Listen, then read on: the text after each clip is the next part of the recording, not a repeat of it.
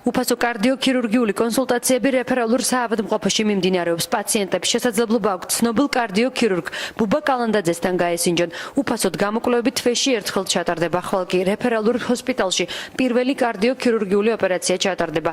კარდიოქირურგიულ ცენტრს უკვე ბუბა კალანდაძე იტალიელ კოლეგებთან ერთად უხელმძღვანელებს. ისინი ოპერაციებს ახალი ტექნოლოგიების გამოყენებით ჩაატარებენ, როგორებიცაა ჰიბრიდული და მინი-ინვაზიური ქირურგია. ბუბა კალანდაძე იტალიაში 22 წლის განმავლობაში მოღვაწეობდა. მას 4000-ზე მეტი ოპერაცია აქვს ჩატარებული. გუშინ გავაცანით აჭარის მოსახლეობას, რომ დღეს იქნებოდა უფასო მიღებები იმ ავადმყოფებს, რომელიც არიან კარდიოლოგიური ჩივილებით, რომელსაც უკვე გამოკვლევა ჩატარებული და შესაძლებელი არის მათი ოპერაცია, ამიტომ დაახლოებით უკვე 50 პაციენტი უნდა ნახოთ დღეს.